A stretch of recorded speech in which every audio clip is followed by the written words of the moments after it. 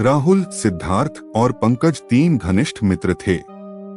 ये तीनों एक ही कॉलेज में पढ़ते थे और साथ में ही हर छुट्टी पर निकल पड़ते थे।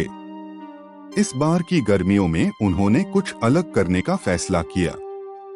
वे तीनों विज्ञान के छात्र थे और इस बात पर गर्व करते थे कि वे किसी भी अंधविश्वास को नहीं मानते थे।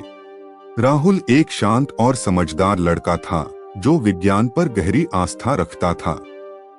सिद्धार्थ एक जिज्ञासु और तर्कशील छात्र था जिसे नई नई चीजें खोजने का शौक था। पंकज तीनों में सबसे मजाकिया और जोशीला था, लेकिन वह विज्ञान के बारे में बहुत गंभीर नहीं था। वह बस मस्ती करना चाहता था। तीनों दोस्तों ने एक दूरस्थ जंगल का चुनाव किया जहां कम ही लोग जाते थे। उन्होंने अपने बैग पैक किए और कार से सफर शुरू किया। रास्ते में वे विज्ञान और जीवन के रहस्यों पर चर्चा कर रहे थे। राहुल ने कहा, इस बार हमें कुछ ऐसा अनुभव होगा जो हमारी सोच से परे होगा। सिद्धार्थ ने मजाक में कहा, अगर कोई भूत प्रेत दिख गया तो सबसे पहले तुम भागोगे। पंकज ने हंसते हुए जवाब दिया, अगर विज्ञान में विश्वास है तो हमें डरने की क्या जरूरत है। जंगल के बीचों बीच पहुंचने पर उन्होंने अपनी कार पार्क की और कैंप लगाने का फैसला किया। जंगल घना था और चारों तरफ घुप अंधेरा छा चुका था, लेकिन तीनों दोस्तों को कोई डर नहीं था। वे अपनी मस्ती में लगे रहे। रात के समय अचानक हवा की आवाज बदलने लगी। पत्तों की सरसराहट में एक अजीब सी गूंजने लगी। पंकज ने हंसी में उड़ाते हुए कहा, लगता है कोई हमें देख रहा है। लेकिन राहुल और सिद्धार्थ को कुछ अजीब महसूस हुआ।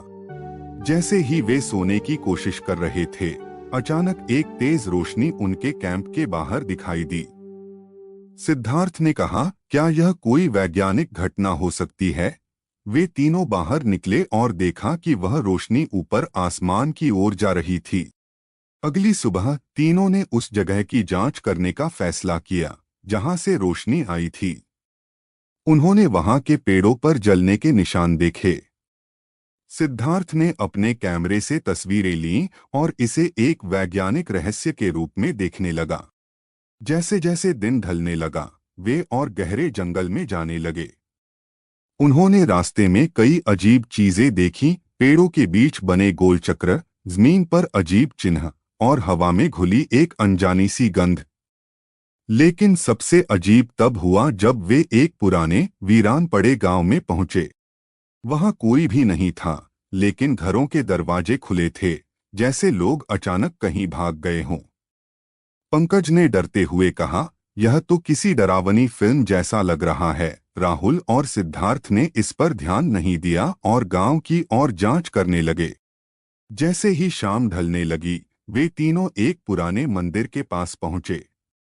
मंदिर के अंदर एक विशाल अजीब सी मूर्ति थी जिसके चारों ओर लाल धागे बंधे हुए थे। मूर्ति के सामने एक पत्थर की पट्टी थी जिस पर कुछ लिखा हुआ था, लेकिन वह भाषा उन्हें समझ नहीं आ रही थी। सिद्धार्थ ने अपने नोट्स में लिखा, यह भाषा शायद प्राचीन है, हमें इसकी जांच करनी चाहिए। लेकिन तभी अचानक मंदिर के अंदर की हवा भारी हो गई और एक जोरदार आवाज गूंज उठी। मूर्ति से एक चमकती हुई रोशनी निकली और तीनों दोस्तों को अपनी ओर खींचने लगी। राहुल ने भागने की कोशिश की, लेकिन उसके पैर जमीन में जकड़ गए। पंकज ने चीखते हुए कहा, यह क्या हो रहा है। यह विज्ञान के दायरे से बाहर है। सिद्धार्थ ने अपनी सारी ताकत जुटाकर मूर्ति की तरफ बढ़ने की कोशिश की, लेकिन जैसे ही उसने मूर्ति को छुआ, उसे बिजली का तेज झटका लगा और वह बेहोश हो गया। जब सिद्धार्थ को होश आया, उसने खुद को मंदिर के बाहर पाया। राहुल और पंकज उसके बगल में बेहोश पड़े थे। उसे कुछ समझ नहीं आ रहा था कि यह सब क्या हुआ। लेकिन मंदिर के अंदर की सारी चीजें अब गायब हो चुकी थीं। मूर्ति भी वहां नहीं थी। तीनों दोस्त किसी तरह से अपने कैंप तक लौटे, लेकिन वे यह समझ नहीं पा रहे थे कि उनके साथ क्या हुआ था। राहुल ने कहा, यह घटना विज्ञान से परे थी। हमें इसे समझने के लिए एक नई सोच की जरूरत है। पंकज अब भी डर के मारे कांप रहा था और उसने कहा, मैंने अब तक इसे मजाक समझा था, लेकिन यह असली था। तीनों दोस्तों ने जंगल से लौटने का फैसला किया, लेकिन वे इस बात से अनजान थे कि उनके पीछे वह रहस्यमय ताकत अब भी लगी हुई थी। वे इस रहस्य का हल नहीं निकाल पाए, लेकिन उनके मन में यह सवाल हमेशा के लिए बना रहा, क्या यह दुनिया विज्ञान के दायरे से बाहर की ताकतों से भरी हुई है?